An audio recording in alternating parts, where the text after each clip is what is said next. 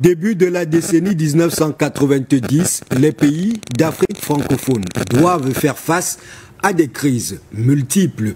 La chute du mur de Berlin en 1989, le vent des libertés qu'elle a fait souffler, la conférence de la Bolle en 1990, la dépression économique et l'ensemble de ses corollaires dans un contexte international agité vont pousser ces pays d'Afrique francophone à embrasser sans commune mesure une solution prête à porter. Cette solution s'articule autour de l'organisation des conférences nationales souveraines. Tous ces pays d'Afrique francophone vont s'y engouffrer, sauf un seul, le Cameroun. La conférence souveraine, la conférence nationale souveraine au Cameroun est sans objet. Seules les urnes parleront. Déclaration d'un Paul Biya qui tranche dans le vif et assume. Le successeur constitutionnel d'Amadou Ahidjo opte pour un débat, justement un large débat national articulé autour d'une tripartite à laquelle une partie de l'opposition prend finalement part du 30 octobre au 17 novembre 1991. Après l'avoir boudé, les assises vont donner naissance le 18 janvier 1996 à la nouvelle constitution du pays. Les promesses de cette nouvelle constitution sont nombreuses et plein d'espoir. Retour au multipartisme, nouveau code électoral, limitation des mandats présidentiels, décentralisation, mise en place de nouvelles institutions. L'objectif est d'apporter des réponses claires et pragmatiques, des solutions aux nouveaux défis, mais également de consolider l'unité nationale et la démocratie dans le jeune Cameroun. 3 décennies plus tard, les fruits ont-ils tenu la promesse des fleurs? Le Cameroun de 2025 est-il plus uni, plus prospère, plus démocratique? Cameroun et conférence nationale souveraine, après l'évitement de 1991, n'est-il pas venu le temps de la concertation? C'est l'ensemble des questions que nous adressons ce soir dans le cadre de cette édition de Zoom sur 237. Mesdames et messieurs, bonsoir. Bienvenue à tous. On se retrouve dans un instant.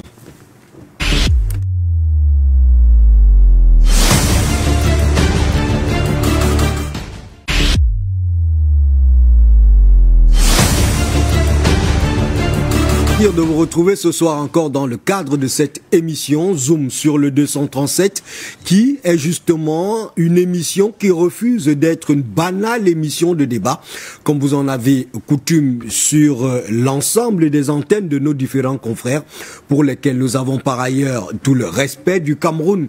Zoom sur le 237 est la quotidienne qui de lundi à vendredi sur les antennes de For You Media Africa vous donne de saisir toutes les nuances et les nuances les plus subtiles du Cameroun. C'est un foisonnement de regards lucides sur le pays le plus puissant d'Afrique centrale. C'est un concentré d'analyse sans concession, mais également une université du soir à laquelle il faut absolument être inscrit pour saisir toutes les mutations d'un Cameroun en perpétuelle évolution. Mesdames et messieurs, nous sommes heureux de vous retrouver ce soir encore autant que nous sommes. J'ai le plaisir d'accueillir ce soir nos 2 premiers invités en vous assurant que le 3e va nous rejoindre dans le cours de cette émission. Je vais commencer donc par Théophile Mbon, qui est cadre et militant de l'Union des populations du Cameroun, l'UPC. Il est également auteur de nombreux ouvrages, parmi lesquels un de ces ouvrages qui nous ont justement aidé à préparer l'émission de ce soir. Théophile Mbon, bonsoir et bienvenue. Bonsoir et merci de m'avoir appelé. Et j'espère tout simplement que je serai à la hauteur des attentes de vos nombreux téléspectateurs ce soir. Surtout que je n'ai pas une très bonne condition physique, mais je ferai l'effort nécessaire pour ne pas faillir. Merci pour le sacrifice que vous faites justement pour au nom de ces téléspectateurs. Je parlais des au moins 5 ouvrages dont vous êtes l'auteur. L'un d'entre eux nous a d'ailleurs servi de guide pour préparer cette émission. Il est intitulé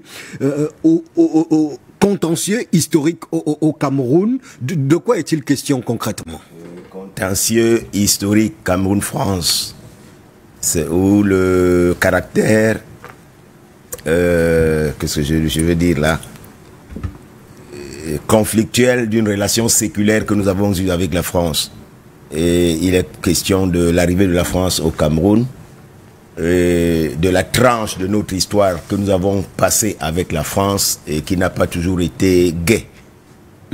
Et surtout, la décolonisation du Cameroun, qui a été un drame pour ce pays.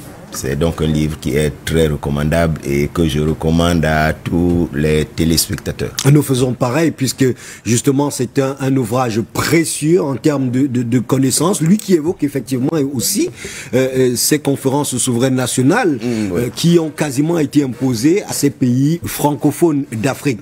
Pour préparer également cette émission dans le cadre de ce qu'on va donc appeler la bibliographie, nous avons également, et c'est honnête de le citer, dû consulter abondamment l'ouvrage intitulé Cameroun des années de braise aux leçons d'histoire vers une dynamique nouvelle dont l'auteur n'est autre que lui, Toby Mbida, paix à son âme, un ouvrage publié aux éditions L'Harmattan. Lui, Toby Mbida, qui nous a quittés il y a quelques années, il n'était rien d'autre que l'un des fils de André-Marie Mbida, le tout premier Premier ministre du Cameroun, autant donc dire le tout premier chef d'État du Cameroun. Pour discuter et faire cette émission ce soir, nous bénéficions, alors nous accueillons également avec le même plaisir, comme il est de coutume, Pierre Claver Nkodo. Il est à la base journaliste et éditorialiste, plusieurs fois directeur ou alors directeur de plusieurs publications qui paraissent au Cameroun et en Afrique centrale. Il est surtout cadre du Peuple uni pour la rénovation sociale, le PURS. Pierre Claver Nkodo, bonsoir et merci de nous rejoindre au milieu de votre agenda fort chargé. Bonsoir mon cher Mbarga Bega, bonsoir à mon co-panéliste ici présent, bonsoir aux autres qui vont sans doute pas tarder à nous rejoindre, bonsoir surtout à vos milliards de téléspectateurs dans le monde de-delà. C'est avec un énorme plaisir que je vous retrouve dans le cadre de ce programme, d'autant plus que, comme vous l'avez évoqué tout à l'heure, mon agenda, effectivement, je suis à mon deuxième plateau de la journée. Vous imaginez, hier, c'était la même chose. Pour une raison simple, je suis responsable du pôle politique de campagne du candidat du PURS dans Serge Espoir Matomba et j'ai le devoir de mouiller le maillot. Et surtout, étant le doyen d'âge, je dois également imprimer certaines marques. Et montrer la voie. Voilà. Donc, mais j'ai encore assez d'énergie pour tenir bon. Et c'est tout le mal qu'on vous souhaite, et ça se voit d'ailleurs en tant que tel, et nous vous remercions justement de sacrifier. D'abord d'ailleurs le chapeau rouge qui est notre couleur de campagne. Désormais tous les communicants du PURS sur tous les plateaux arborons cette écharpe. Et pas seulement sur les plateaux, symbole du mpondolisme et de la lutte vers la souveraineté du Cameroun. Exactement, symbole de la liberté, de l'indépendance et de la souveraineté du Cameroun, parce que le Cameroun fait face à un principal défi, c'est celui de devenir un pays souverain, parce qu'il ne l'a jamais été depuis les 11 accords imposés au Cameroun par la puissance néocolonialiste. Il s'agit bien des accords assassins, des accords génocidaires. Aujourd'hui, être en politique ne peut pas s'attarder sur cet aspect-là. C'est tricher non seulement avec soi-même, mais avec aussi le peuple camerounais. Tricher avec soi-même et avec le peuple camerounais, une option que le PURS refuse visiblement. Nous serons rejoints dans le cours de cette émission par un autre doyen. Finalement, ce soir, il n'y aura que des têtes couronnées et grisonnantes. Il est grand prêtre africain. On a ratissé très large si on devait faire la moyenne d'âge de ce plateau qui va se situer à plus de la cinquantaine, parce qu'on sera rejoint par Moubitan Yandaga Pierre-Paul, qui est grand prêtre africain, panafricaniste et surtout président de l'Union pour le réveil de l'Afrique, un parti politique justement qui a été créé, qui milite justement pour le réveil et la souveraineté totale du continent africain, des similitudes d'ailleurs avec le PURS et l'Union des populations du Cameroun. Cameroun, l'UPC. Alors, on va, en attendant tout de suite, et chers messieurs, si vous en avez convenance, démarrer cette émission et croquer dans la pomme de ce soir. Nous parlons des conférences souveraines nationales. Il a donc fallu convoquer justement pour ce voyage dans l'histoire des hommes qui sont pétris d'expérience. Quelles sont les raisons qui ont motivé l'organisation des conférences nationales souveraines? Monsieur Bong, je vous pose cette question. Est-ce que vous pouvez nous rappeler le contexte, Théophile Bong, dans lequel ces conférences vont commencer à se tenir ou alors être incitées à se tenir en Afrique et dans les pays francophones de manière spécifique? Oui, ça rentre dans l'histoire du monde. Cette histoire qui génère chaque fois des changements. Il se trouve donc à la fin des années 1980, le monde qui avait été divisé en deux blocs à l'issue de la Deuxième Guerre mondiale a commencé à trouver une certaine homogénéité, même si elle n'est pas totale. Il se trouve donc que ce qui symbolisait la division, c'est-à-dire le mur de Berlin, la ville de Berlin, malheureusement, a été divisée en deux et les deux grandes puissances du moment se sont chacune partagées une partie de cette ville. Alors, il est donc arrivé un moment où il fallait que Berlin retrouve sa position, son état initial, c'est-à-dire qu'elle soit une ville comme toutes les autres villes, et c'est ainsi donc que ce mur a été brisé. Ce mur a été brisé donc, permettant aux Berlinois de l'Est, à l'Allemagne de l'Est et à l'Ouest qui avaient été séparés. Surtout les Berlinois, parce que Berlin c'est une ville, c'est la capitale d'Allemagne. L'Allemagne ayant donc perdu la guerre, elle a subi toutes les atrocités, elle a subi, je veux dire, toutes les humiliations au point où sa capitale a été divisée en deux et dévolue aux deux puissances qui sont issues de cette guerre-là. Et cela va engendrer des conséquences géopolitiques dans le monde et notamment en Afrique. Oui, oui, oui, oui. Cela, d'abord, ça a commencé par, après cette guerre armée, on est allé à ce qu'on a appelé la guerre froide. C'est-à-dire qu'on se regarde comme des chiens de faïence, on se calcule. Et bon, chacun étant conscient de la puissance. À la fin des années 80, comme je le disais, le mur est brisé. Berlin retrouve son intégrité territoriale. Ça devient une seule ville. Ce n'est plus deux nations, ce n'est plus deux visions du monde, mais c'est une ville. Et immédiatement, la conséquence, c'est que toute l'Allemagne de l'Est, qui avait été placée sous le joug de... qui avait été placé, je disais, sous le joug des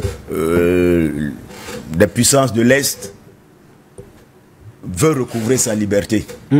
C'est ainsi donc que ça commence par eux, la soif de la liberté. Alors, il y a des soulèvements, il y a des changements de régime, il y a des changements de paradigme. Et cela embrase le monde entier. Alors, Mitterrand, qui voit les choses venir, ne reste pas tranquille, parce qu'il sait qu'il a un empire colonial, notamment en Afrique. C'est ainsi donc que du 19 au 21 juin 1990, il organise donc une conférence à La Baule, en France. La fameuse conférence de La Baule. Au cours de cette conférence, donc, il tient un discours qui restera dans l'histoire. Il dit aux Africains que dorénavant, l'aide de la France sera conditionnée par la liberté. Et la démocratie. La démocratie. Le multipartisme s'entend aussi. Non, il n'a pas parlé de multipartisme. Il a parlé de l'aide de la France sera désormais conditionnée par la liberté et la démocratie. Il se trouve donc que lui qui a formaté les anciennes colonies françaises à vivre de mendicité, elles ne peuvent pas se passer de cette aide. Ce n'est donc pas de gaieté de cœur qu'elles acceptent cette conditionnalité, à savoir libérer les populations, instaurer un régime de liberté. Cela dit donc, dès 1990, ces mouvements qui partent d'Europe de l'Est atteignent l'Afrique et notamment le Cameroun qui nous concerne. Alors les gens se lèvent parce que pendant de très nombreuses années, nous avons été dans une camisole de force qui était en réalité des lois liberticides. La France avait inspiré à Ahidjo une trouvaille qu'il avait baptisée la subversion. Il fallait chaque fois que vous n'étiez pas en odeur de sainteté avec le régime, vous étiez taxé de subversiste. Alors, Ahidjo qui, au début des années 60, avait demandé et obtenu un régime d'exception qui lui permettait de légiférer par ordonnance. Ça veut dire qu'il n'avait plus besoin d'assemblée, il pouvait prendre une ordonnance et légiférer, avait donc taillé des lois à sa mesure pour museler les opposants, notamment les UPCistes qui lui faisaient front. Alors, les UPCistes trouvent donc ici l'occasion de se lever et avec l'ensemble des Camerounais de revendiquer beaucoup plus de liberté. Je dois dire en passant qu'en 1982, lorsque Ahidjo démissionne et que Paul Biya lui succède en tant que successeur constitutionnel. Alors, Paul Biya se montre, il se fait remarquer par un discours qui suscite beaucoup d'espoir. Les UPCistes lui tendent la main au regard du discours qu'il avait. On se souvient qu'il a dit à cette époque-là qu'on n'avait plus besoin d'aller dans le maquis pour exprimer ses opinions. Malheureusement, ce n'était que des mots. Les premiers qui ont tenté dès 1985 se sont retrouvés en prison. Exemple, je dirais mon cher compagnon, et je parlerai de mon cher compagnon, Dikoumé Mondio. Maître Yondo Black, Yondo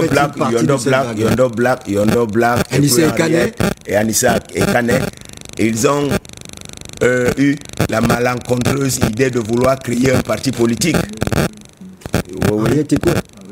Voilà. Ils ont eu cette malencontreuse idée de vouloir créer un parti politique. Et cela, mal leur en a pris, ils ont écopé.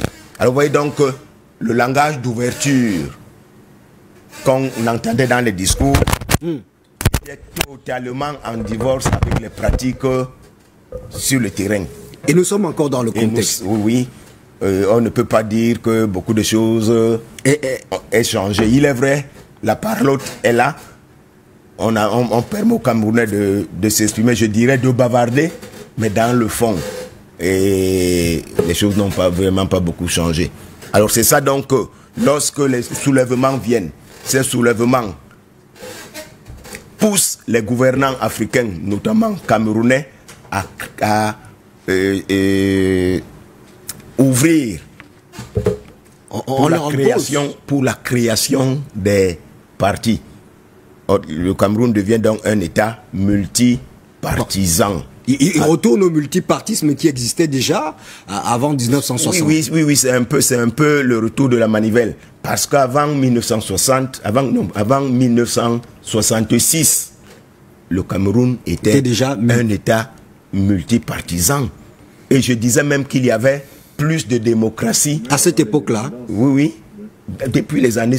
L'UPC est né en 1948. Immédiatement après, 49, 50, et les partis ont commencé à voir le jour. Il y avait sur la scène politique des partis qui vivaient. Jusqu'en 1966. C'est en 1966 que l'UC absorbe les autres partis pour créer... Le parti impose. Oui, c'est ça l'absorption. C'est ça l'absorption. On ne peut pas dire que c'est de gaieté de cœur que ces partis sont allés au parti unique. Au parti unique. L'UC a donc absorbé toutes les autres partis et cela n'est pas une trouvaille camerounaise. Les autres États, les autres anciennes colonies françaises sont passées par là.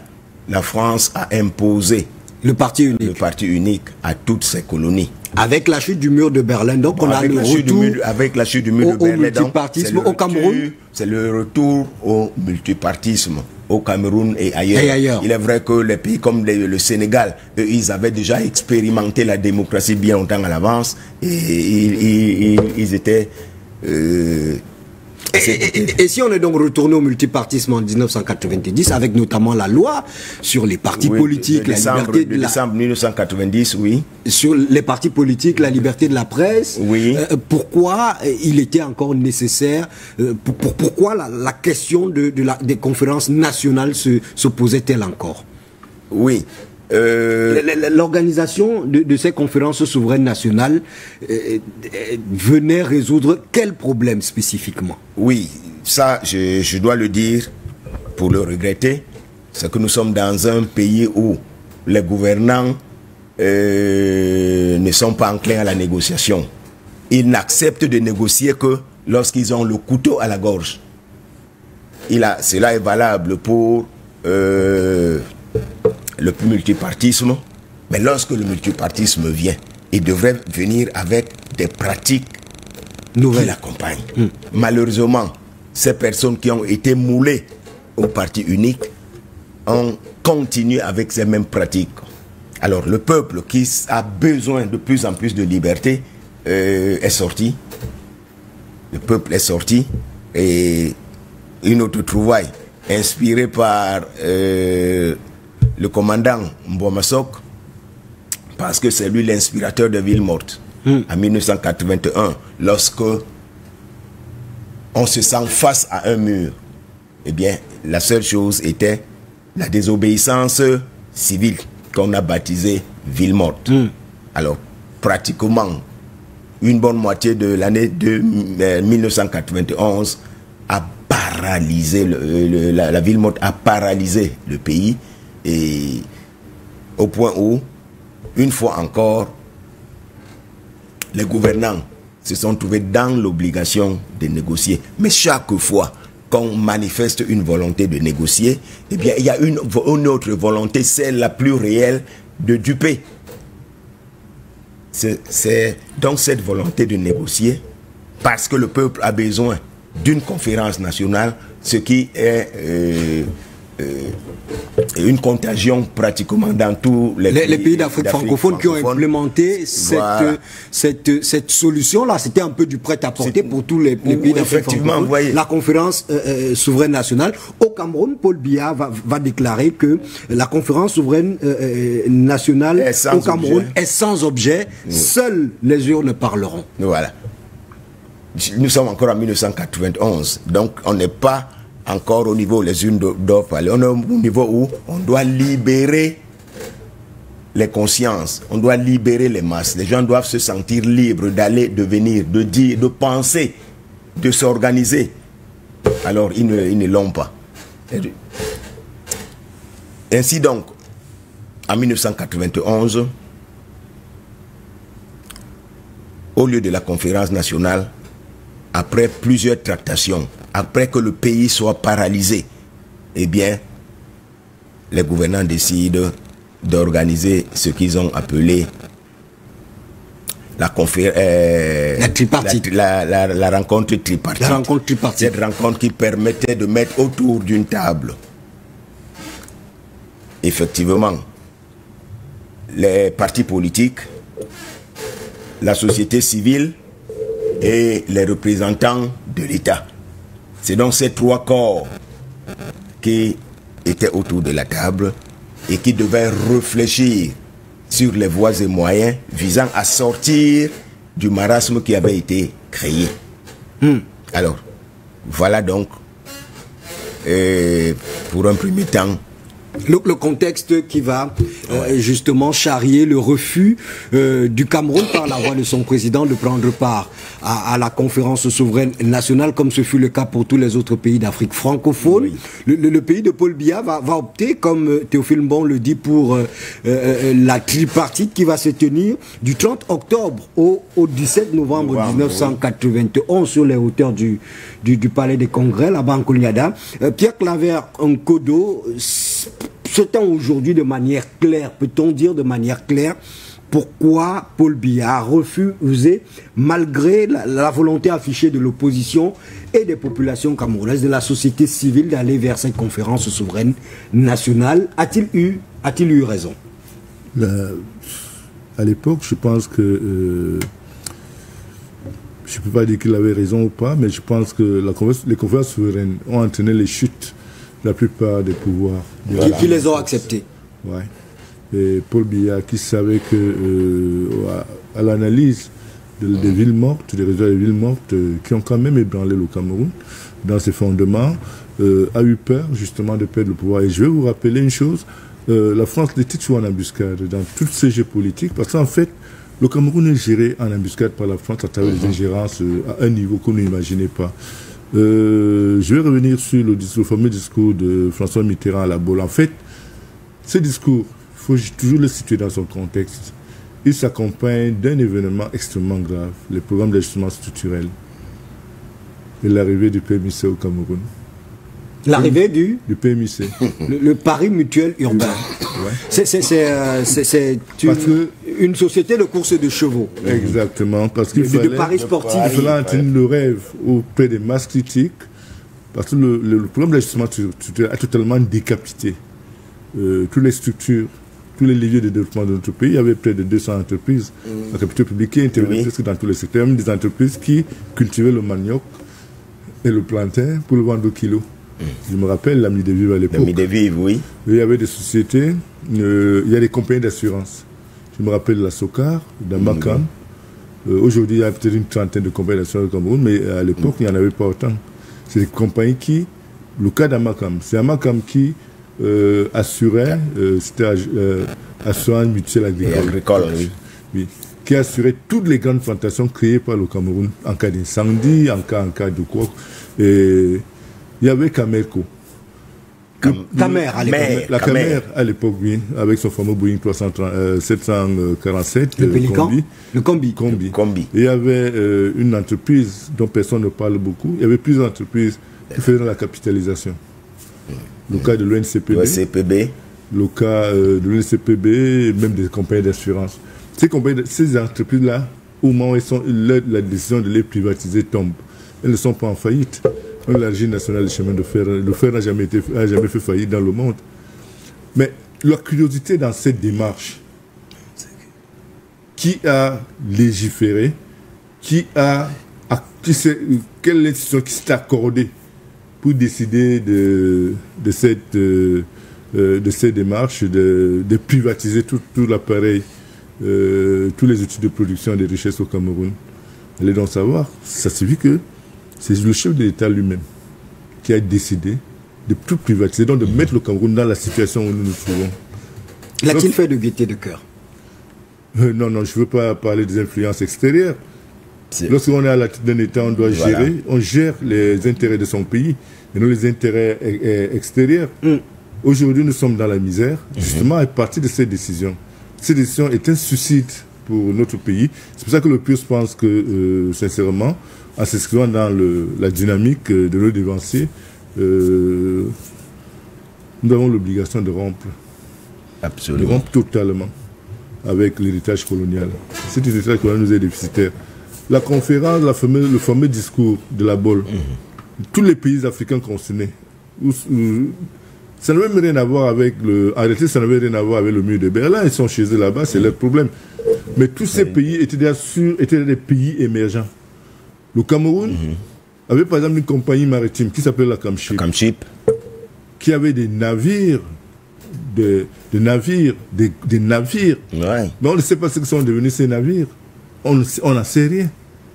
Elle a été privatisée, mais personne n'a jamais rendu compte. Il y a la Régie nationale des chemins de fer.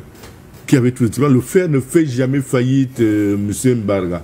Le fer ne fait pas faillite. Le chemin de fer dans le monde n'a jamais fait faillite. Pour dire qu'il faut rectifier, il faut améliorer la gouvernance. Et c'était pour une dette de combien? Une dette de moins de 6 milliards de francs CFA auprès des institutions de Bretton Woods, alors qu'on a décapité des entreprises qui, dans le portefeuille, représentaient près de 50 000 milliards. Ouais. Il y a quelque chose qu'il faut chercher. Il y a quelque chose, il y a des gens qui doivent répondre de leurs actes. Et ces gens qui doivent répondre de leurs actes, ils ont été en complicité justement avec les prédateurs de notre économie. C'est là qui nous enferme dans la misère, qui pousse nos enfants à courir l'aventure d'une traversée du Sahara à pied, ou alors de la mer Rouge, de la mer Méditerranée à la nage. Aujourd'hui, lorsque tu prends, tu essaies de... je ne suis pas encore en campagne, certes, mais quand tu prends en compte ces éléments factuels, comme le disait... Théophile Bon. Oui. Tu te rends compte que le problème du Cameroun est essentiellement exogène, n'est pas endogène. Parce que la France a réussi à placer à la tête de nos États des gens, une élite à sa solde. Jusqu'à aujourd'hui, c'est ça le problème. Et dans le cas du Cameroun, justement, donc, pour ce qui est de la conférence nationale souveraine qui a été pensée comme un vêtement prêt à porter pour tous ces pays francophones d'Afrique, le Cameroun, Paul Biya va refuser d'engager le Cameroun dans cette voie-là, lui préférant autre chose qu'on a appelé la tripartite. Et vous avez fait bien de mentionner que tous ces pays africains qui ont accepté la conférence nationale souveraine, tous ces régimes ont vu leur président tomber par la suite. C'était donc quoi finalement l'objectif de ces conférences nationales souveraines? L'objectif des conférences nationales souveraines était d'imposer aux pays africains de repartir à zéro. Ceux qui avaient résisté se sont vus coller déjà. Je me rappelle l'ancien ambassadeur du Cameroun, de France au Cameroun, j'oublie un peu son nom, il s'est retrouvé conseiller spécial du chef de l'État du Cameroun. Vous vous rappelez de cette histoire? Alors, la vérité, c'est que la France voulait se débarrasser. Et il y a un aspect que beaucoup d'historiens occultent par rapport aux francs CFA. Oui. Logiquement, le compte d'opération devait donc entrer en jeu au lieu qu'on impose les programmes d'assurance sur les pays africains francophones. À ce moment-là. Effectivement. Voilà donc une autre entourloupe. Un sacrilège même. C'est quoi le mécanisme du compte d'opération qui aurait dû... Les garanties données par la France par rapport à la convertibilité avec le franc français, c'est que si les économies africaines sont en difficulté, les réserves en devises thésaurisées dans le compte d'opération en France sont activées pour remonter les économies. Ça n'a pas été le cas, au contraire. Ça n'a jamais été le cas. On a assisté quelques mois plus tard à la dévaluation du franc CFA. Et puis maintenant, avec toutes ces conséquences, la dévaluation, plus la triple baisse des salaires des fonctionnaires, donc en fait, Mitterrand a couru dans les cerveaux des Africains. Voilà. Parce que c'est Mitterrand qui est à l'origine de toutes les difficultés. Mais il ne le faisait pas pour le compte de la France, il le faisait pour tout le bloc impérialiste. Donc il était un peu considéré, il était le porte-parole du bloc... la tête de proue. Oui, la tête de proue, le loup dominant de cette grosse machine. On n'avait pas besoin de dévaluation. On n'avait pas besoin de dévaluation, on aurait simplement activé, puisé dans les réserves de 20-30 ans qui datait quand même depuis la création du franc CFA. Et personne n'en parle. Personne n'en parle. C'est encore un crime dont nous sommes victimes. Et ce crime ne peut se résoudre que si le Cameroun devient souverain. Et c'est pour ça que nous, au PURS, nous revendiquons la souveraineté totale de notre pays. Parce que si nous parvenons avec nos frères de l'UPC, si nous parvenons à prendre le pouvoir dans ce pays, nous sommes certains que tout sera remis à plat. Les conférences souveraines, c'est des fabrications. Les Français sont à la base de la sociologie. Vous le savez, l'anthropologie est anglo-saxonne. Donc les Français, pour voler, et pour piller, et pour pérenniser leur système, ont créé la sociologie. Parce qu'ils étudient. Pour mieux s'y mixer. Voilà. Et ils anticipent sur le long terme. Ils sont prêts, ils sont capables de faire une projection sur ce que le Cameroun deviendra si nous restons dans le même registre qu'actuellement, sans rupture. Ils sont capables de projeter ce que le Cameroun sera dans 50 ans. Parce que les convois souverains, c'était une distraction. C'était même un crime. Pour moi, c'est un crime. Parce que quand vous prenez du recul, je vous ai cité l'exemple de ces sociétés. On avait par exemple une société dont personne ne parle plus. Je suis arrivé là-bas, il n'y a même plus une brique sur l'autre. La Sofibel. Oui, oui. Qui transformait... Société forestière et industrielle de Bélabo. Oui. Elle transformait le bois en produit fini. Et elle exportait déjà les cases, les maisons préfabriquées au Japon. Voilà. Le Cameroun exportait des maisons préfabriquées, maisons préfabriquées au Japon. Du Japon. Il n'y avait même pas encore les conteneurs. Ils avaient des caisses qu'ils fabriquaient pour contenir ces 30 ans, ces 20 ans, ces 30 ans que c'est sorti. Alors, vous imaginez, lorsqu'on a atteint ce niveau de développement, et que du jour au lendemain, par la signature d'une seule personne, on soit obligé de repartir à zéro, il y a des questionnements. Et je pense que aujourd'hui, les Camerounais doivent tirer les leçons de cette période. Malheureusement, la vie humaine, l'espérance de vie au Cameroun est d'à peine 52 ans.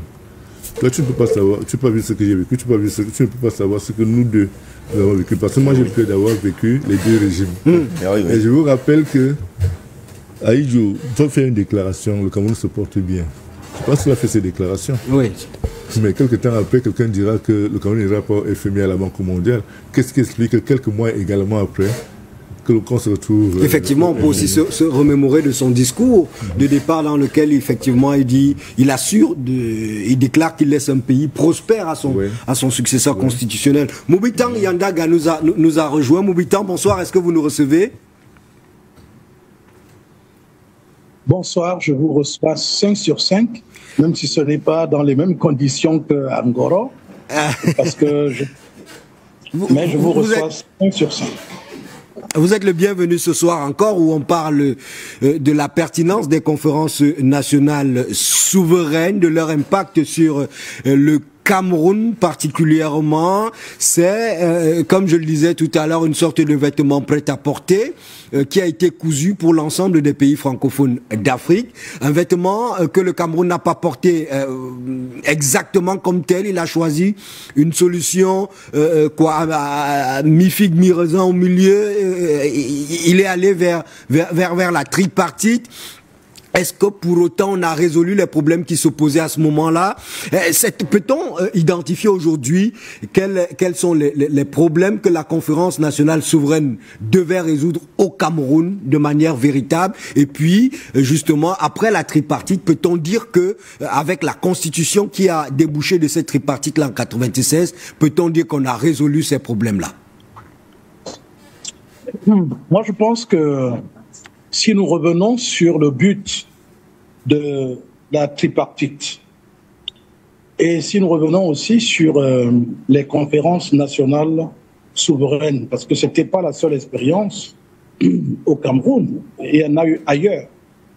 Et il me semble que les autorités du Cameroun à cette époque-là se sont inspirées des conséquences que cette conférence nationale a entraînées dans d'autres pays et s'est dit, si nous nous amusons, nous allons vivre le même phénomène qu'on a vu se vivre ailleurs.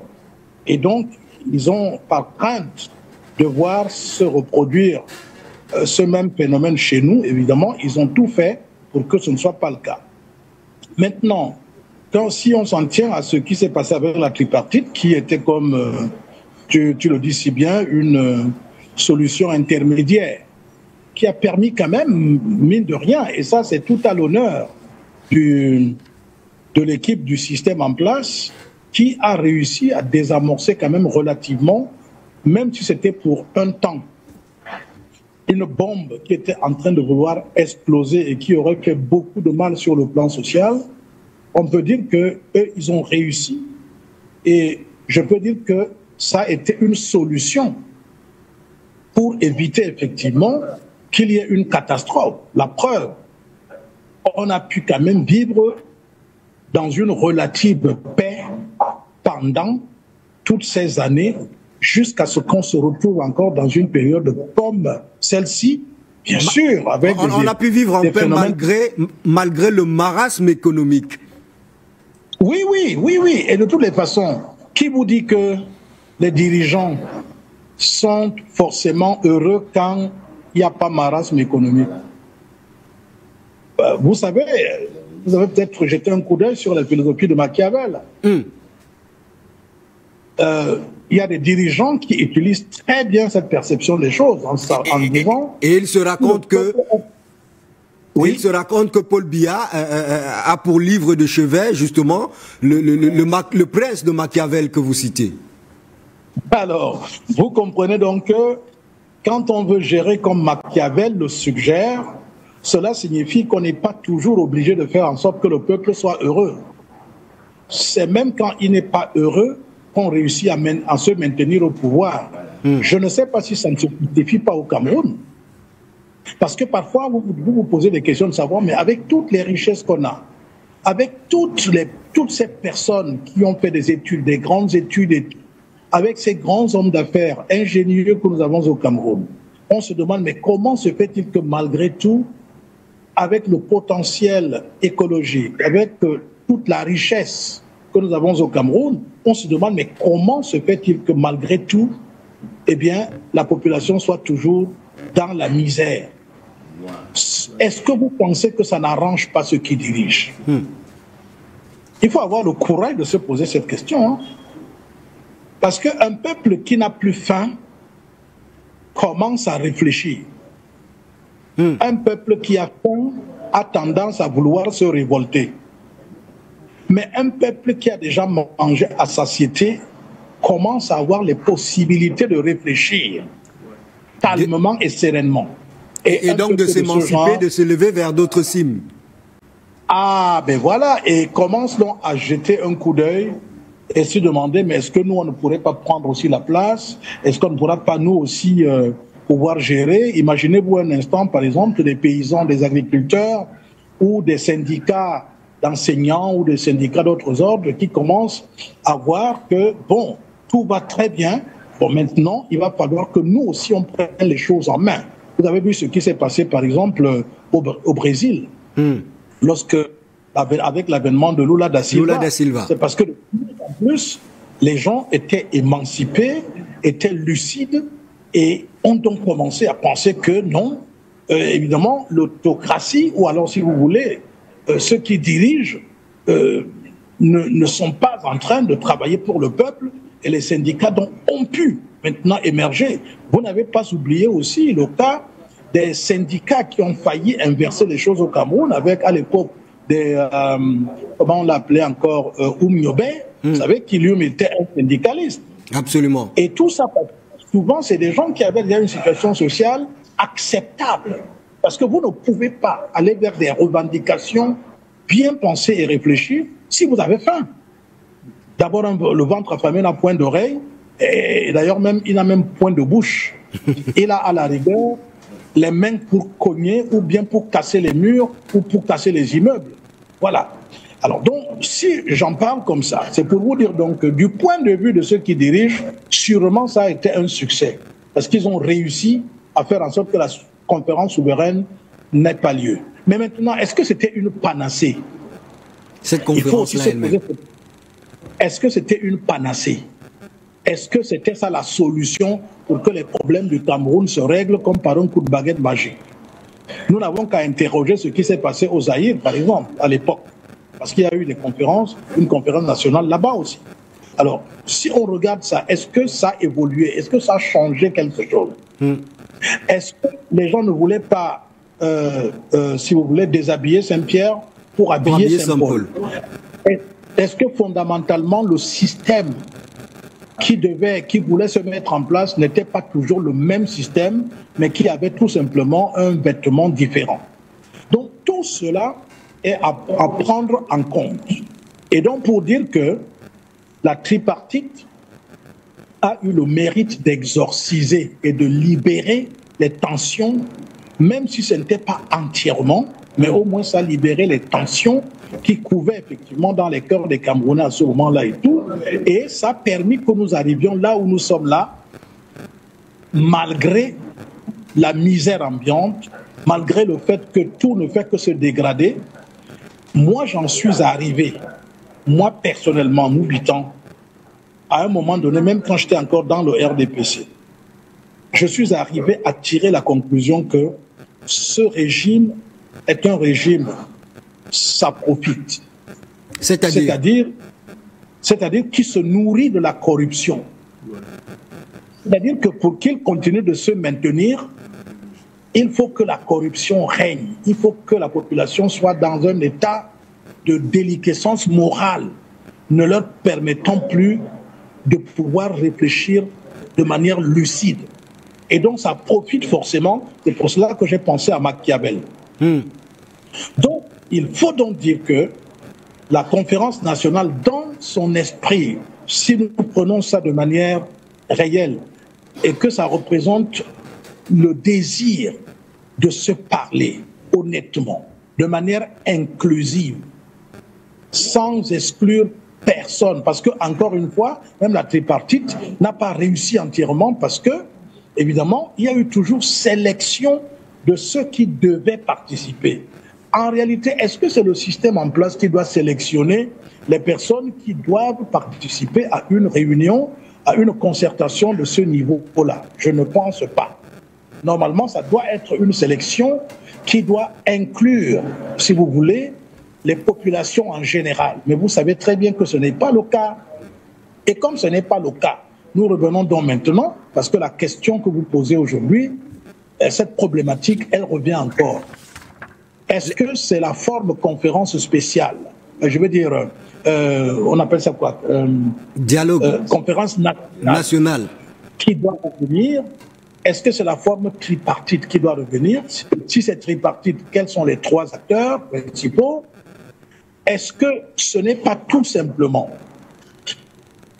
le système en place, ce n'est pas les gouvernants actuels qui doivent tout faire pour que ceux qui sont actuellement, je prends le cas des personnes du Nord-Ouest, qui se retrouvent actuellement en prison parce qu'à un moment donné, ils ont manifesté des velléités de sécession et tout, ce qui n'est pas du tout bon pour le Cameroun. Ces personnes sont emprisonnées aujourd'hui et vous avez vu que jusqu'à maintenant, on parle toujours des ghost towns dans le sud-ouest et le nord-ouest. Cela veut dire que tant que ces personnes seront toujours incarcérées, tant que des personnes de ce genre-là ne participeront pas de manière réelle, et vous avez vu le cas de la dernière tentative qui a eu lieu, je ne sais pas comment on appelait la dernière occasion là, mais vous avez vu que jusque-là, ça n'arrive pas à résoudre le problème. Le grand dialogue national de 2019. Voilà, le grand dialogue national. Vous avez vu que ça n'a pas du tout permis de régler définitivement ce problème des Camerounais qui se parlent.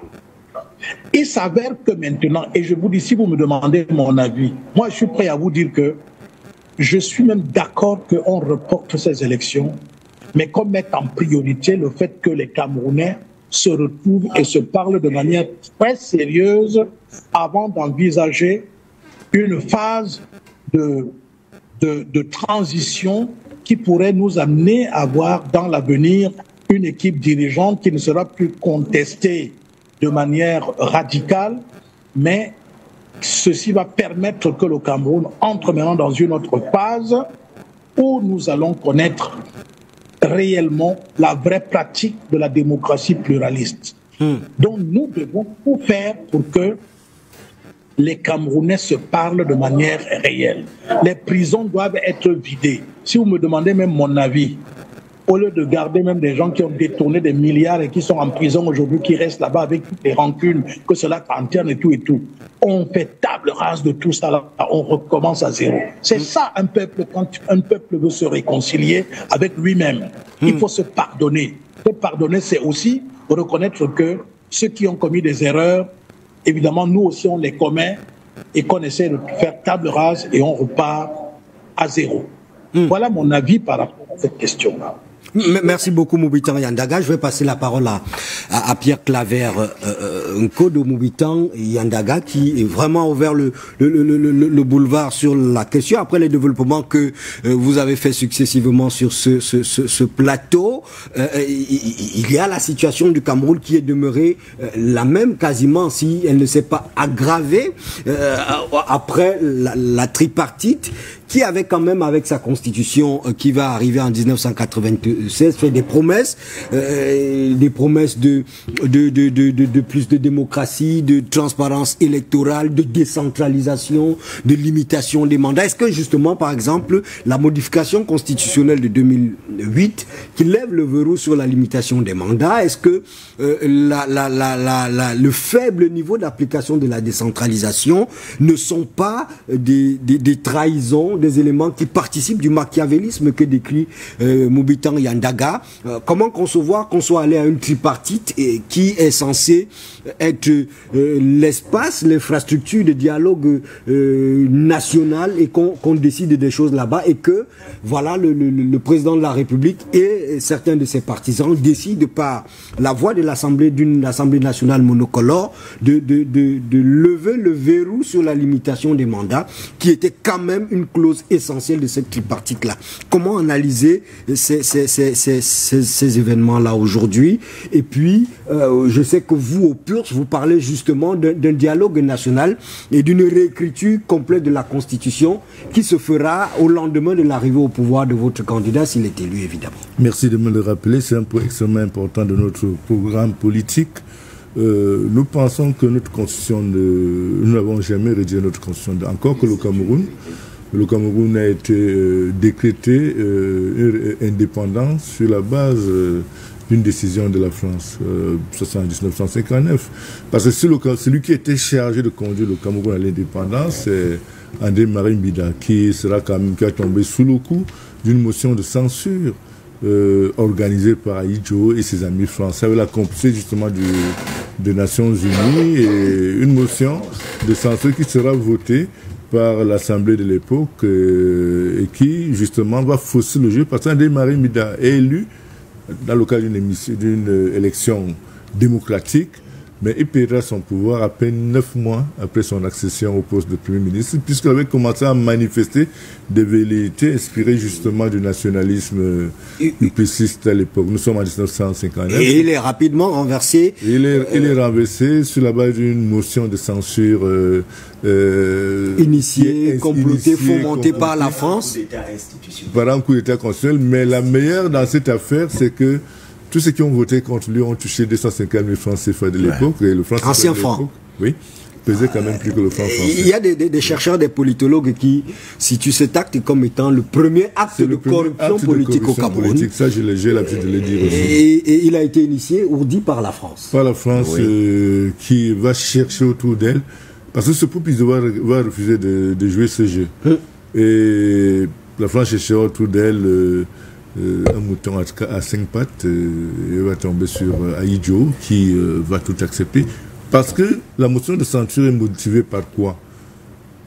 Par le refus d'André Marie Mbida de valider les fameux accords, les 11 accords de coopération que la France voudrait lui imposer en gage de son accession au pouvoir au Cameroun. Il dit, ben, c'est pas possible. Il pensait pouvoir conduire un Cameroun véritablement. Et bon, malheureusement, mal lui en prendra parce que la corruption le premier acte de corruption va avoir raison de sa volonté, de son engagement. Et c'est ainsi que Ahidjo conduit le Cameroun à l'indépendance avec des gages constitués par les fameux 11 accords de coopération qui, en fait, jusqu'à cette date, même si officiellement ils ne sont pas reconduits, mais ils n'ont jamais également été dénoncés de manière formelle. Ce sont ces accords-là qui nous tiennent. Par exemple, le franc CFA fait partie de ces accords. Il y a un accord sur l'éducation qui fait de nous, je voulais dire, des gens déracinés et formatés par rapport aux intérêts de la France. Il y a un accord sur la diplomatie qui ne donne même pas le droit à chapitre sur le plan de la géopolitique internationale. Il y a un accord sur la coopération technique et pire, il y a un accord sur la gestion des ressources naturelles qui accorde la primauté à la France Même nos ressources naturelles, la France a des droits dessus. C'est-à-dire, pour exploiter notre pétrole, notre partenaire doit demander la permission à la France pour le faire. Et la France va tirer profit de ce contrat. En fait, nous payons une dette coloniale à la France. Nous payons une dette coloniale comme ce fut le cas avec Haïti et tous les autres pays dom-tom, dont en réalité la France nous considère comme un dom-tom, conformément au code noir de Louis XIV. D'accord. Dès que vous avez fini de dire ça, ma question, elle demeure. Est-ce que la modification de la Constitution en 2008 pour lever la limitation du verrou sur les mandats présidentiels et la faible application visiblement voulue par le régime en place de la décentralisation ne sont pas aussi quelque part des actes de trahison de ce qu'on a eu de meilleur dans cette tripartite, même si elle n'était pas la panacée comme l'a relevé Mitterrand. Justement des raisons prises au lendemain de cette tripartite, elles n'ont jamais été appliquées à 100%. On a quand même, ils ont donné un peu de lest là, mais c'est tout comme le grand dialogue national en 2019. Ça n'a jamais été appliqué à 100%. Et vous verrez même que la qualité des intervenants ou alors des participants à ce grand dialogue national, moi je l'ai couvert. Je l'ai couvert en 2019. La qualité c'est le régime qui choisissait. Qui s'est choisi ses interlocuteurs. Qui s'est choisi à la limite. À la limite, voilà. Dans ces conditions-là, il est impossible qu'il y ait un consensus.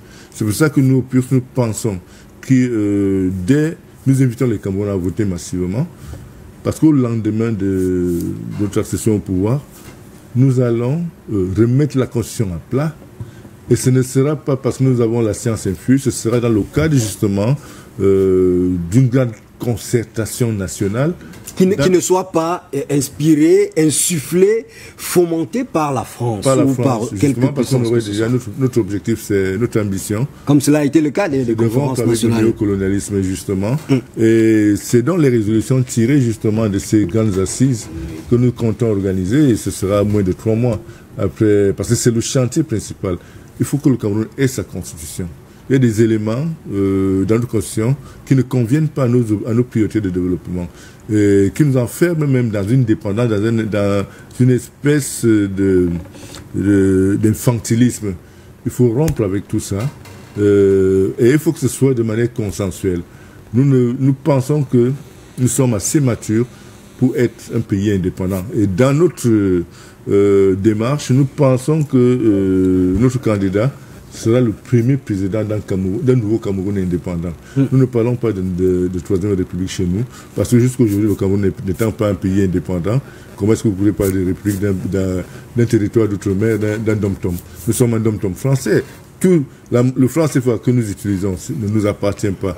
Nous n'avons aucune liberté. Notre diplomatie est gérée par la France. Il y a eu un incident. Parce que nous ne sommes pas les premiers à penser des choses autrement. Vous avez entendu parler de Vincent de Paul Aranda, qui a été Premier ministre en 1967. Oui, Vincent de Paul Aranda, un originaire de Bicok. Exactement. Il y en a un ambassadeur français qui lui a manqué de qui a cru devoir venu lui donner des instructions à son propre cabinet. Et il l'a accueilli avec une bonne gifle. L'ambassadeur s'est renversé et cela lui a valu son poste, mais il avait posé un acte de souveraineté.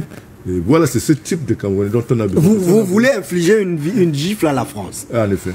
Une gifle politique, ça entend. Politique, bien sûr. Si c'est une vue de l'esprit. Voilà. une gifle politique. Oui. Parce que lorsque vous essayez de faire le bilan de notre relation avec la France, nous ne gagnons rien. Nous gagnons au contraire, nous sommes abrutis. Tout est infiltré, la société est déconstruite.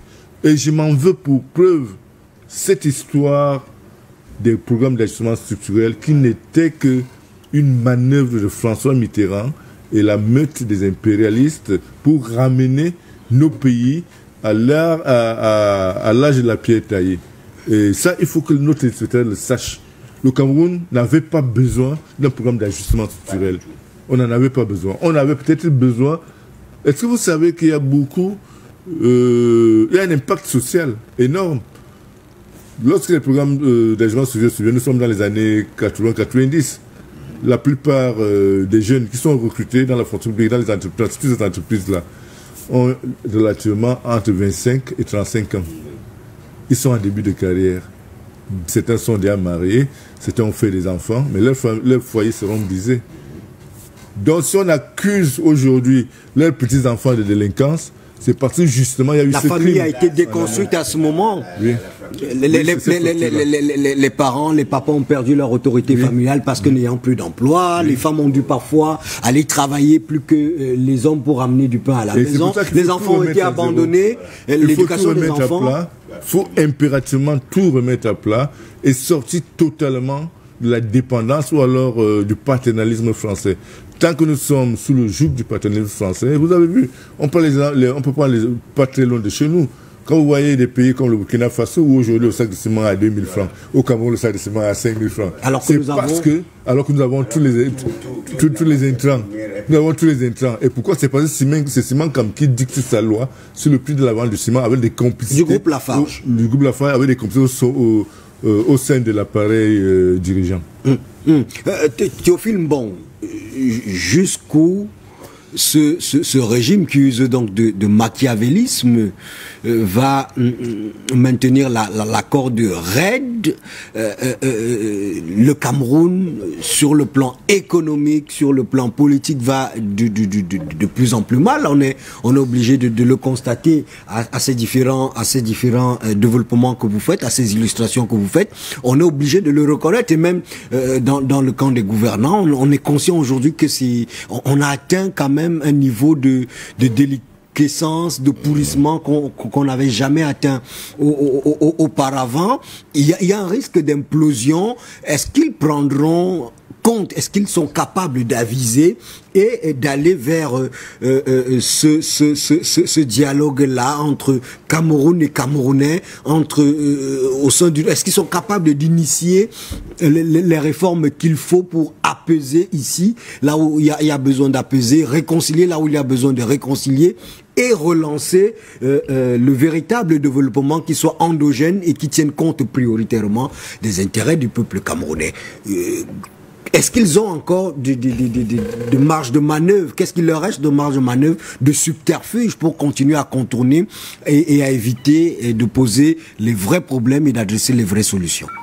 Et je vais dire sans embâche que le régime qui nous dirige est au bout du rouleau. Il a fait tout ce dont il était capable. Il ne peut rien faire de plus. Quand je l'ai dit, je voudrais un peu revenir sur quelque chose d'assez grave. Je veux parler de la monnaie. Parce qu'on a effleuré un peu le compte d'opération sans qu'on en ait parlé. Et c'est ce qui est à l'origine de toute notre misère. Il se trouve que à la fin de la guerre, quand De Gaulle convoque la conférence à Brazzaville, la France est au plus bas. Économiquement, elle est laminée. Et De Gaulle ne compte que sur les colonies françaises, notamment d'Afrique, pour relever son économie. Étant entendu que par ailleurs, les Américains lui promettent de l'argent frais dans le cadre du plan Marshall. Mais cet argent est conditionné. C'est comme ça, c'est-à-dire quand vous êtes mendiant, vous êtes obligé de subir les caprices de votre donateur. Quand l'Allemagne, quand les États-Unis promettent aux États sinistrés par la guerre une aide financière, elle conditionne l'Amérique, elle conditionne cet argent par le fait que ce que la France nous fait, c'est tous les marchés, la reconstruction sera faite par les entreprises américaines. Le matériel et les matériaux viennent des États-Unis. Donc, c'est un grand la marché. Aussi. Oui, c'est un grand marché. C'est exactement ce que la France fait. Alors, quand De Gaulle, au vu de tout cela, se rend compte que ce n'est pas le plan Marshall qui va relever la France. Il n'est pas ignorant du potentiel économique de son empire colonial africain. il se dit donc que c'est de là que viendront les richesses qui vont rebâtir la France en réalité. C'est comme cela donc en 1945, il crée le franc CFA. Une monnaie qu'il va louer à ses colonies. Nous sommes locataires de cette monnaie. Alors, voilà la première idée qui lui vient. Il crée cette monnaie qu'il va louer à ses colonies. De un. De deux, dans les accords, parce que c'est lui qui prévoit, lorsqu'il donne le cap, ces lieutenants qui sont dans les colonies ne font que implémenter l'idée qu'il a donnée. Eh bien, il prévoit donc ce qu'on appelle ces accords coloniaux là, qui sont pour nous des accords uniques, parmi lesquels, parce que nous n'avons pas de monnaie, parce que nous louons sans monnaie, notre commerce extérieur est dépendant d'eux, puisque nous n'avons pas de devise. Chaque fois donc, à la sueur de notre front, nous avons vendu 1 kg de cacao, lui il va prendre 65% et nous donner 35%. Voilà comment ça part. Nous qui travaillons, nous qui souffrons, nous qui produisons à la sueur de notre front, au moment de vendre, c'est lui qui perçoit de l'argent. Parce que nous n'avons pas de monnaie. Ce qu'il nous a donné, c'est la monnaie de singe qui n'est bon que pour une circulation interne. Alors il se trouve donc que quand il le fait, à la base, la promesse c'est que cet argent qu'on nous retient est gardé quelque part. Le jour où nous avons des difficultés, nous nous tournons vers eux, eh bien, ils nous en donnent pour répondre à nos sollicitations. Et il va se trouver qu'on a des problèmes. Ce qui ne se fera jamais jusqu'à ce jour. Jusqu'à ce jour. Alors, lorsque donc, à un moment, il se rend compte que chaque fois qu'on a de l'argent, et lorsqu'on a besoin d'argent, c'est lui qui choisit nos priorités. Et pour le financement de ces priorités, il prend de notre argent qu'il nous prête à des taux exorbitants.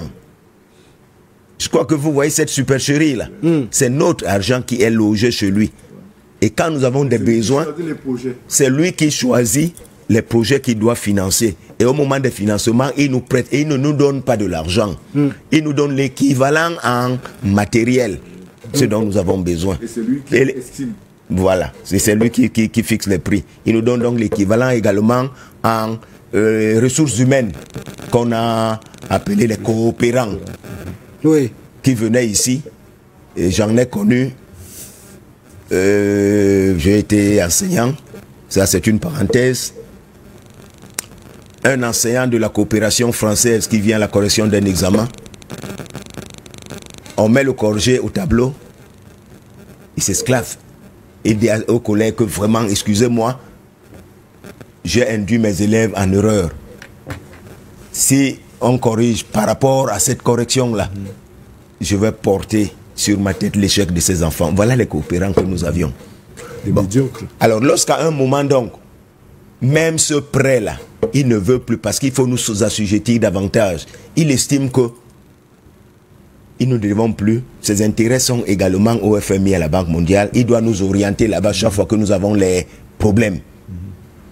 C'est donc lui qui oriente nos États vers ces institutions financières. De Bretton Woods. Voilà.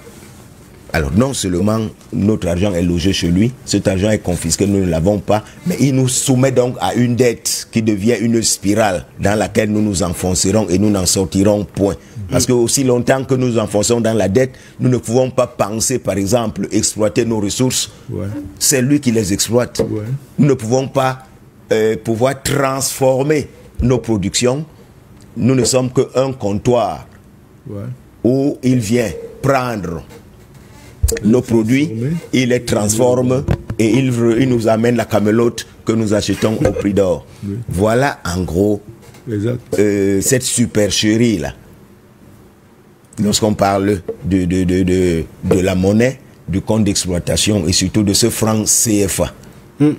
Qui n'a donc pas été dans le compte d'exploitation, les réserves dans le compte d'exploitation n'ont pas été mobilisées pendant les années de Brest, jamais. pour soutenir justement les entreprises qui étaient sous le coup de la dépression économique et financière du moment. La dépression même, c'est quoi? C'est une fabrication. C'est une fabrication. Il y a des entreprises qui se portaient très bien et qui ont été revendues aux francs symboliques. Ouais.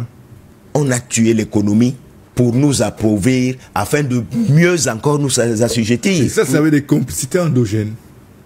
Avec mais cela ne pouvait pas se faire sans ces complicités endogènes. Ouais. Cela ne pouvait pas se faire sans ces complicités endogènes. Aujourd'hui donc, maintenant que tout va de plus en plus mal, comment on fait pour parvenir à avoir notre conférence nationale souveraine qui soit totalement endogène, qui ne soit pas inspirée du contexte et de la volonté des impérialistes et qui soit l'émanation de la volonté des Camerounais pour adresser les problèmes des Camerounais au-delà du cadre, peut-être simplement d'un cadre électoral ou partisan? Comment on en arrive là? Je dois dire que les conférences nationales souveraines ont eu ce qu'on appelle un effet de mode. En réalité, ce n'était pas la solution. C'est quoi la solution? La solution, c'est la rupture. Merci. La solution, c'est la rupture. Ça veut dire que nous sommes dans une camisole de force constituée par ces accords iniques qui nous ont dépersonnalisés, qui nous ont vidé de toute notre substance et surtout qui ont vidé nos indépendances. Aussi longtemps que nous restons dans ce chemin-là, nous n'en sortirons pas. Alors, la conférence nationale souveraine ici au Cameroun n'a pas eu lieu parce que le chef de l'État, Paul Biya, a décidé que c'était sans objet. C'est-à-dire que tout ce que cette conférence pouvait produire, on pouvait l'obtenir autrement sans tenir cette conférence. Y sommes-nous parvenus. D'où la trouvaille des rencontres tripartites. Alors, comme je l'ai dit donc, il a, à ce moment-là, je vous dis qu'il avait le couteau à la gorge. Cela l'attend. Voilà. Alors, il a usé de sagesse, je le dirais, parce qu'il a été plus sage que son peuple. Il nous a conduit quelque part et il s'en est sorti. Nous sommes restés là. Alors, on va à la conférence nationale souveraine. Au départ, c'est lui et les siens qui choisissent les interlocuteurs. C'est lui et les siens qui choisissent les thèmes à débattre. À un moment, il y a eu un blocage. Les partis de l'opposition ont dit non. D'ailleurs, les Samuel Ebois, ni John Frundi se sont levés et ont claqué la porte. Mais d'autres, parmi lesquels Adamou Ndamjoya, ont dit que s'il y a ne serait-ce qu'une petite opportunité, autant la saisir. Et moi, je crois que ça a été sage. Alors, c'est donc comme cela que finalement, cette conférence se tient. Elle aboutit quand même à des conclusions qui, si elles sont adoptées, peuvent apporter un relatif changement. Mais comme je l'ai dit, la volonté que l'on affiche au moment de la négociation masque une autre volonté qui n'est pas affichée et qui est celle de tromper l'interlocuteur. Ça, le régime actuel l'a hérité de la colonisation. Oui. C'est ce que les Français faisaient. Oui. C'est des bons élèves. Quand le chef d'État camerounais dit qu'il est le meilleur élève, moi je le lui concède. Je le lui concède. Alors, ils acceptent donc les rencontres tripartites avec, au-dedans d'eux, d'aller flouer le peuple.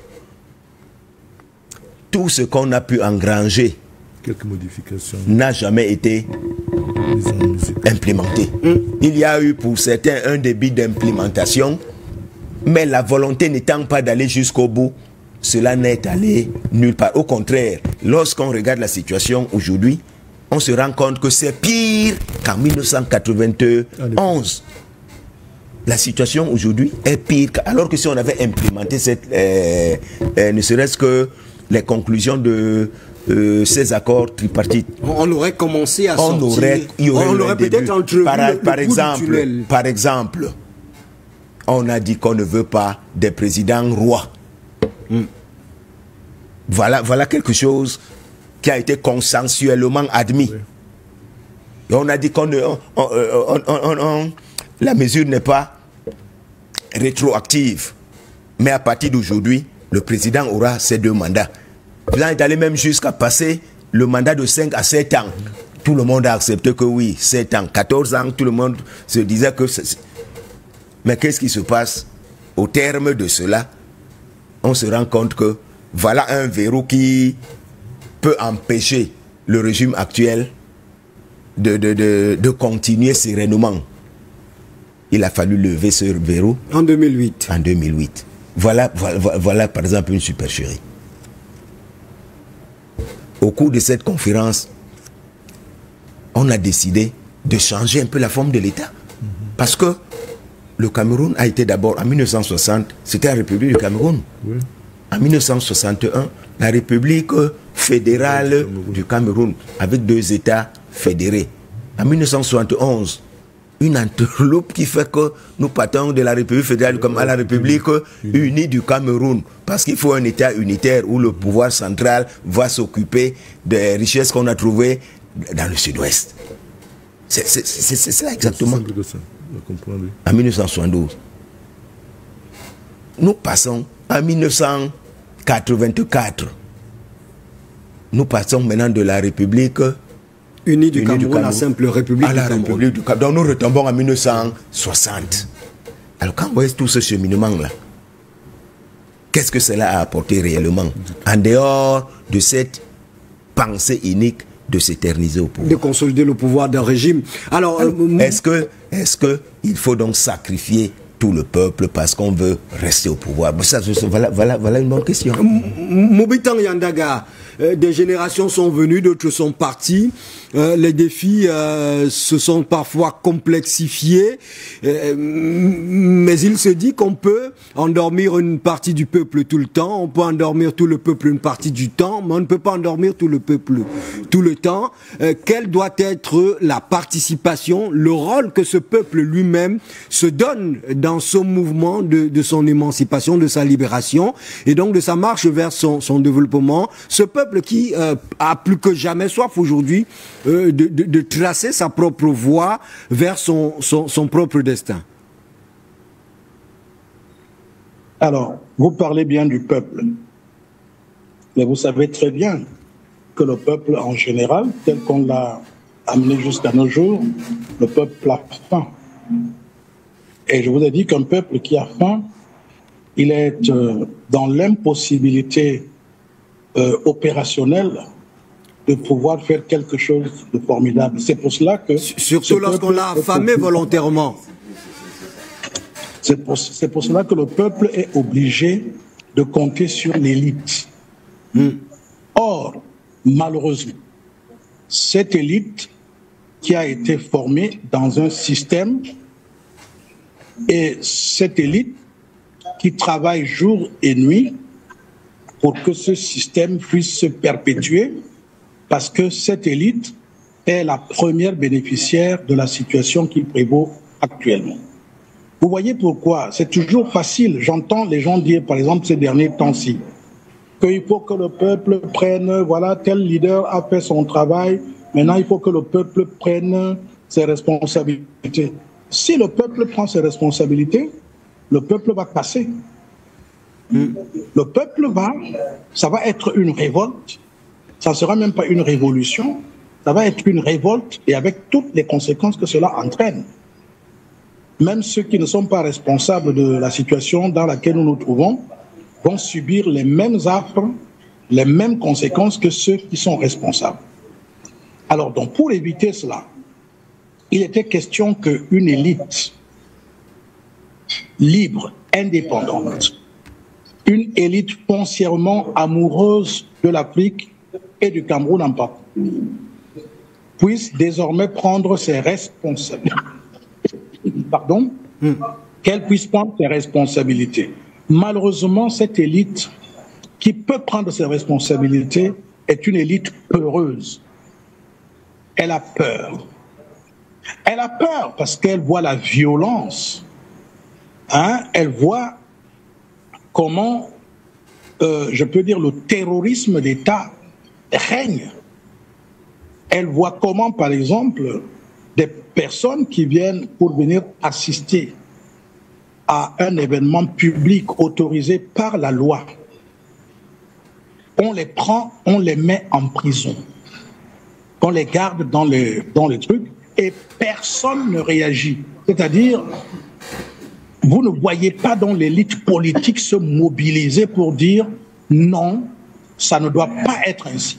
Quand le peuple donc regarde ça et voit que ceux qui sont censés prendre des postures d'élite ne font rien, ne sont pas préoccupés par leur sort, qu'est-ce que vous voulez que le peuple fasse?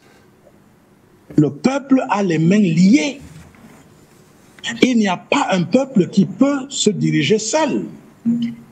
Même la tripartite, même cette conférence nationale qui pourrait éventuellement arriver au Cameroun aujourd'hui, ça va être encore toujours une élite qui sera appelée à participer à cette conférence. Au nom du peuple. Et malheureusement, ce sont les mêmes personnes qui vont encore choisir les élites qui vont venir. On ne demandera pas à la population de désigner des représentants qui vont venir discuter pendant cette conférence. Vous voyez donc, il y a une difficulté réelle. Il ne faut pas se leurrer. Il n'y a pas de solution miracle. Ce qu'il faut aujourd'hui, c'est d'abord une population bien encadrée, une population de plus en plus informée, et Dieu merci, actuellement, For You Media est là. Les médias sont là. De plus en plus de gens, même qui n'avaient pas un certain nombre d'informations, les reçoivent actuellement même dans un simple clic de téléphone.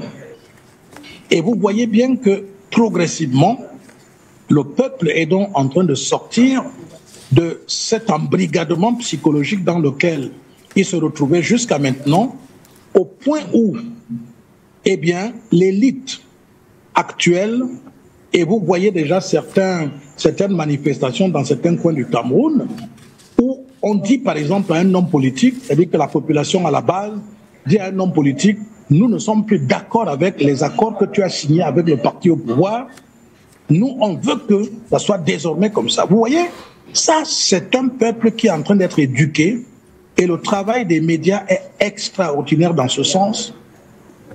Nous souhaitons que cette conscientisation, cette mobilisation pour l'éveil et la conscientisation du peuple puisse se poursuivre à un rythme beaucoup plus rapide, de manière à ce que la masse critique lucide soit capable désormais de prendre en charge son propre destin, en commençant par prendre le contrôle de la gestion à la base, c'est-à-dire à travers la décentralisation, que les populations à la base soient désormais à même de dire nous c'est fini, ce n'est pas le diplômé qu'on va mettre à la tête de la mairie, c'est pas le diplômé qu'on va mettre à la tête de comme député, c'est pas le diplômé qu'on va mettre à la tête de ceci, mais ça sera des personnes qui nous représentent effectivement et qui ont le souci de l'amélioration de nos conditions de vie et tout.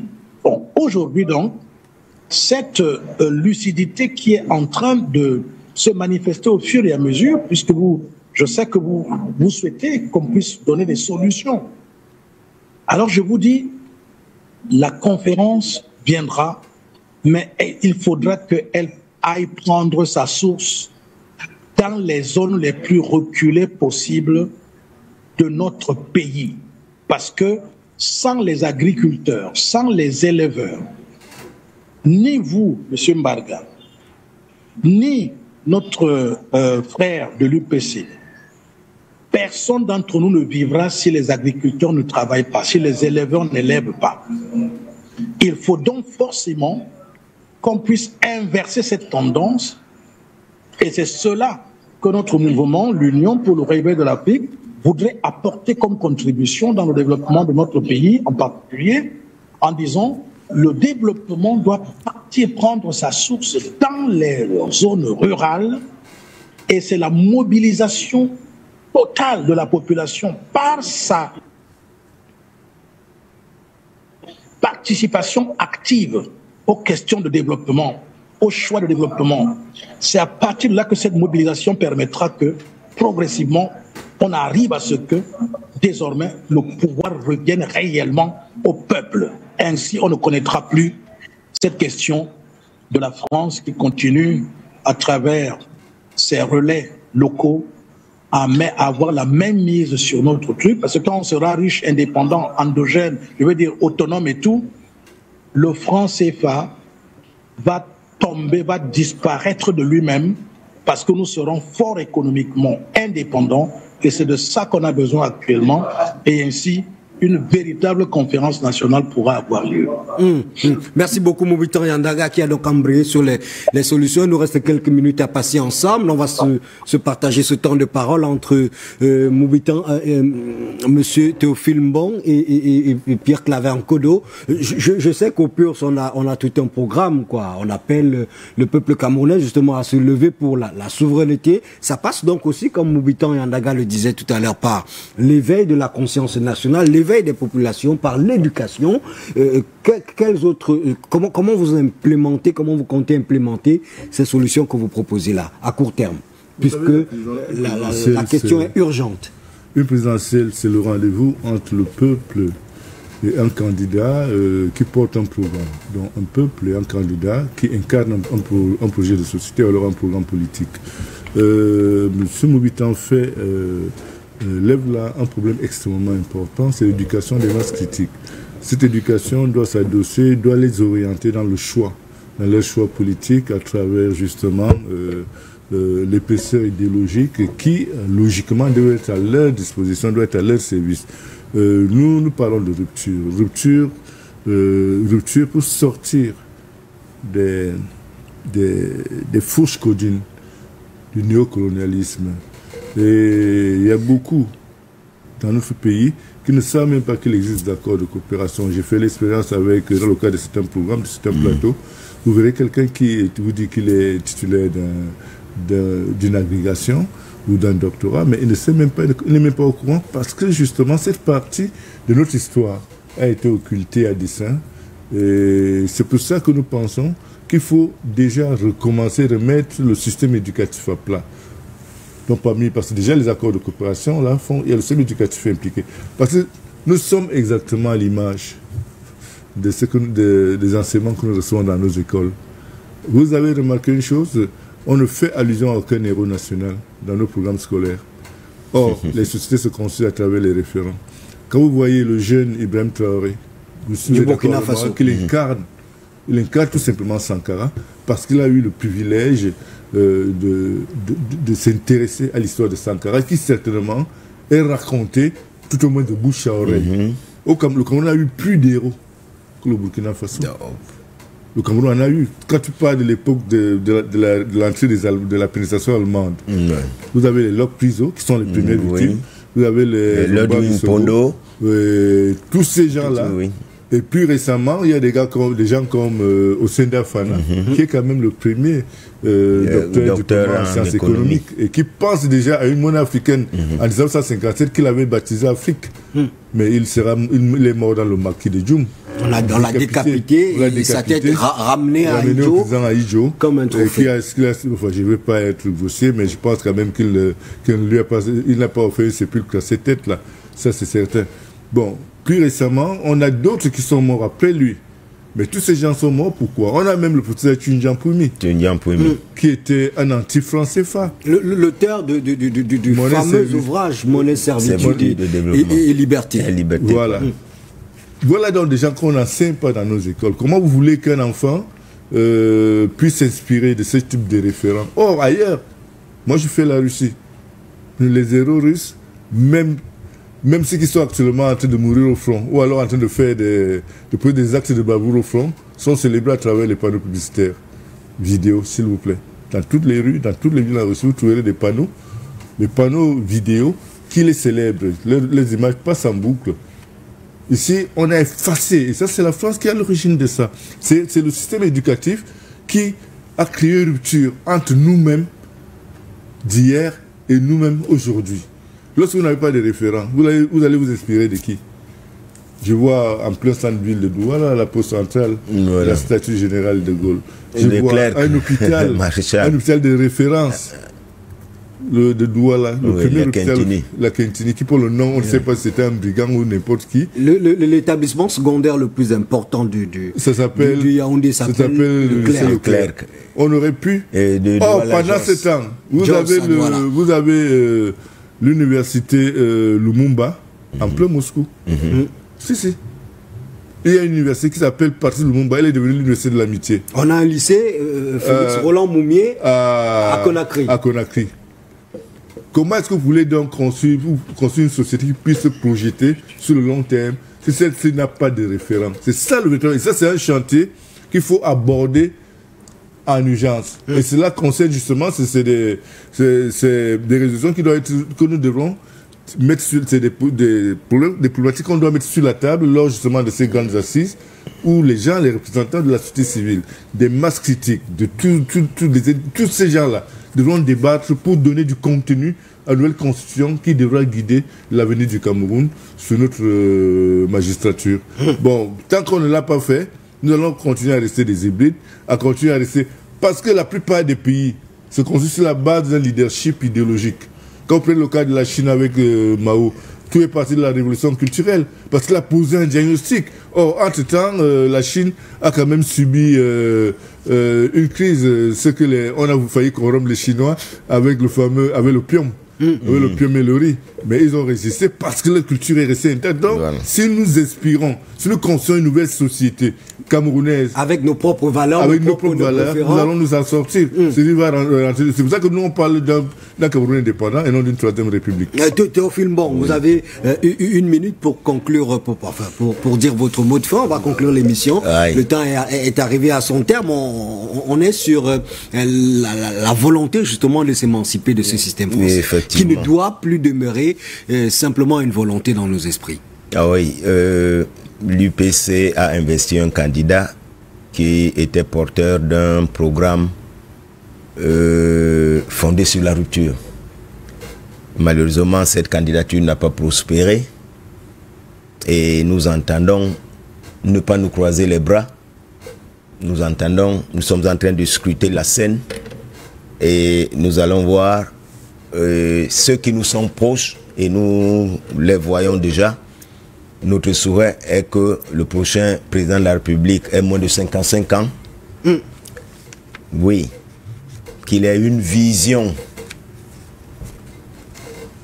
Et nous sommes en train de scruter. On espère que nous trouverons ceux qui ont la même vision que nous, ceux qui nous sont compatibles avec et nous allons les accompagner. Avec cheminer. Voilà. Merci beaucoup. Pour ce qui est de la conférence nationale souveraine, elle n'a pas eu lieu. Ce n'est pas une mauvaise chose. La rencontre tripartite qui a été convoquée en lieu et place de la conférence nationale souveraine a été vidée de toute sa substance.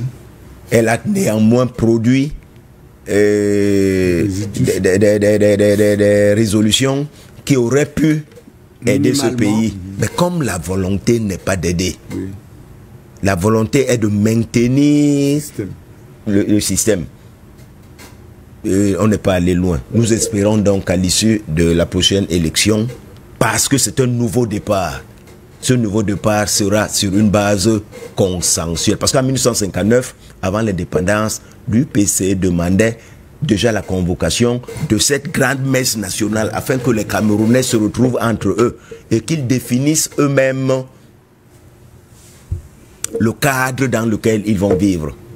Mais comme cela n'était pas dans la vision de la France qui voulait créer une néocolonie, et elle a trouvé des partenaires, notamment Aïdjo et tous ceux qui l'ont suivi, nous n'y sommes pas encore. Mais nous ne perdons pas espoir.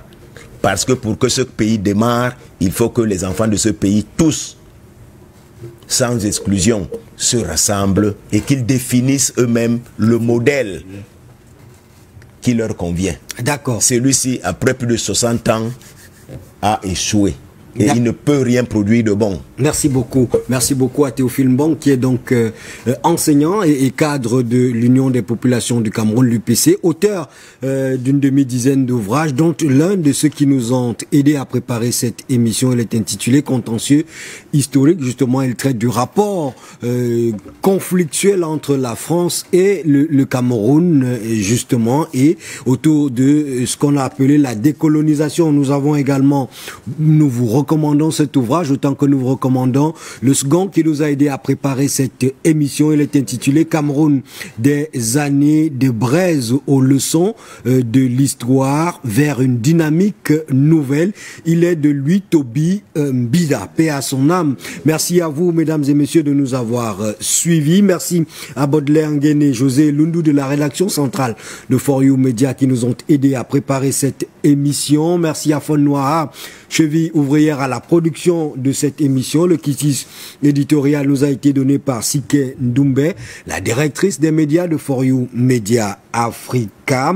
Zoom sur le 237 s'achève donc. C'est la quotidienne qui, du lundi au vendredi, vous raconte le Cameroun dans ses moindres méandres, vous propose justement une immersion dans ce pays pour en saisir toutes les mutations et toutes les images, toutes les nuances aussi.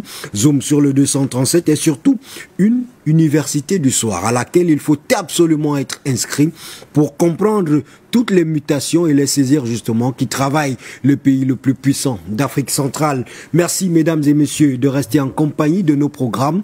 Merci à Mbok qui a piloté nos équipes techniques ce soir avec la même maestria, la même dextérité qu'on lui connaît.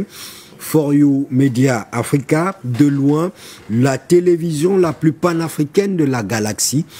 Je suis Mbarga Bega, je vous invite, mesdames et messieurs, à continuer à travailler tous les jours à la grandeur du continent africain et à la beauté des choses. Au revoir et à demain, s'il plaît à Dieu et à nos ancêtres. La première victoire de l'élection présidentielle 2025 sera la protection des voix, du vote. Parce que chaque voix compte, chaque vote compte. Pour ce faire, nous avons lancé une campagne d'un recrutement massif de représentants dans les bureaux de vote. Parce qu'à ce jour, le Cameroun compte plus de 30 000 bureaux de vote au niveau national et international. Mais pour cela, nous t'invitons à contribuer pour protéger ton vote. Cette campagne lancée, Colo, pour protéger le vote, te concerne, me concerne. Protégeons nos voix parce que chaque voix compte. Pour ces élections, allons prendre notre victoire. Protégeons nos voix.